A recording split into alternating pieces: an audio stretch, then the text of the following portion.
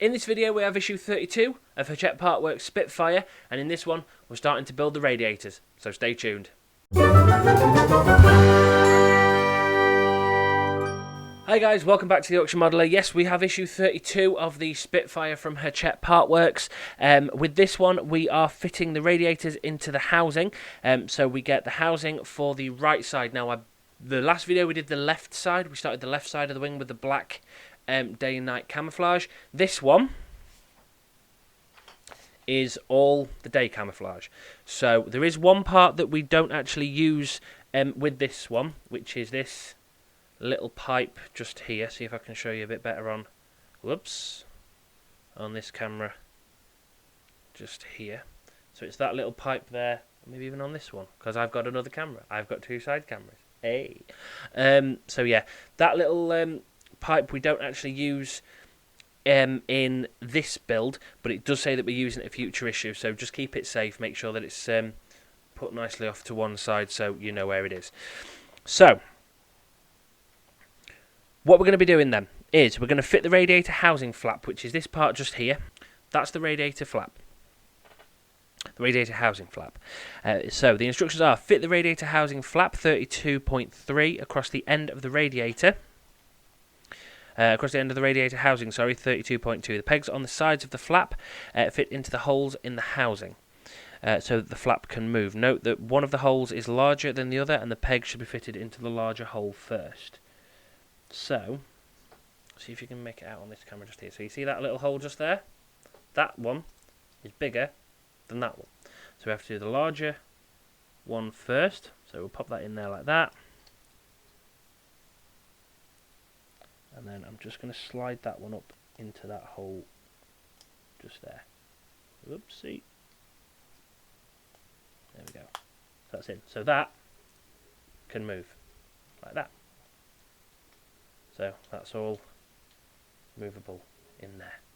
So there we go. So that's open, closed, open, closed. Nice. So that's step one. With step two, we're now going to start using these photo etch bits. So it's not a lot of photo etch. We only get the actual radiator grills themselves, those bits there. But there are some that go where the radiators themselves go vertical, and some where they go horizontal with like 3 vertical sections.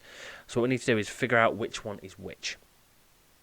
So identify the 4 radiator panels marked 1, 2, 3 and 4 on the frame. Now they are actually marked 1, 2, 3 and 4 on the frame. It's very small, but you can make it out. I won't show you on camera because you're not going to be able to see it on these cameras.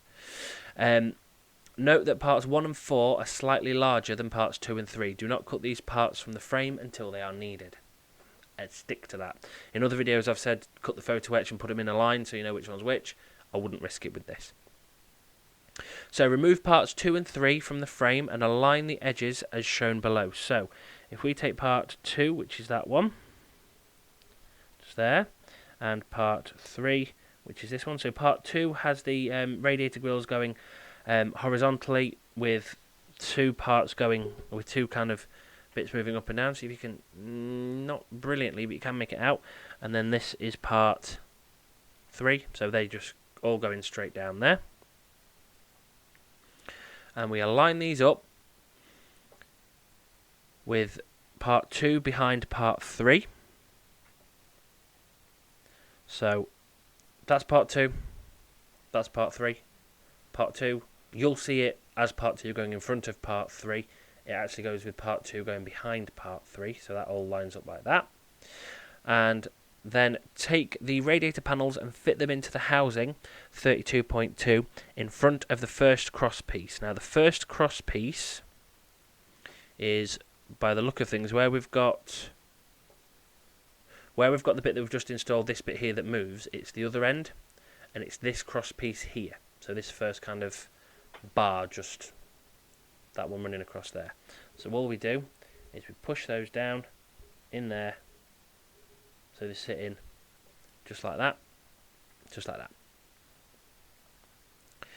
And then fit parts 1 and 4 from frame 32.6 together in the same way. So we'll just take part 1 off the sprue, that's that one, and part 4 off the sprue, that's that one. 1 will go behind 4, so 4 will go at the front of this, and then this one is going where we've got the housing flap that we installed in the first step. These just go next to that one, so they go in there like that. So when you're looking at it, that's one side, and then the side with the flap is that one just there.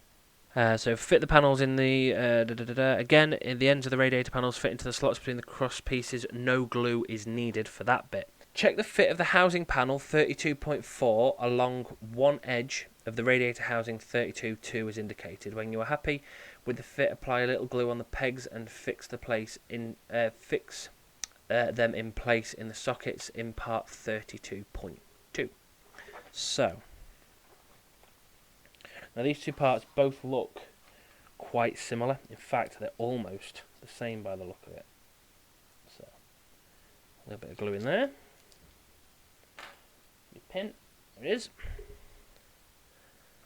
So, let's make sure we get these the right way around. So, that looks like it goes in that way around actually. Yeah. So, they're quite, although they're mirror images of each other, they're kind of identical, but mirror images. What you've got on the parts is you've got, I don't know whether you'll be able to make it out on this camera though, some little sort of rivet effect, and one side slightly longer than the other, so you'll know which way round they're going to go in when you're looking. So if I put a drop of glue into there, and a drop of glue into there, and this one can just go in there like that, push that in until it clicks. There we go.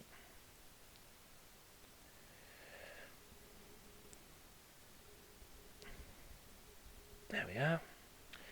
And just do the same on the other side as well.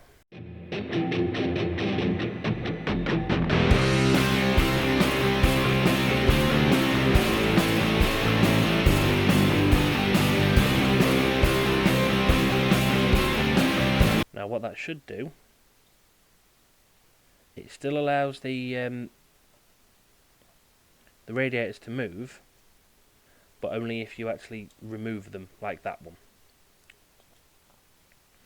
So I'll pop that back in. There we go.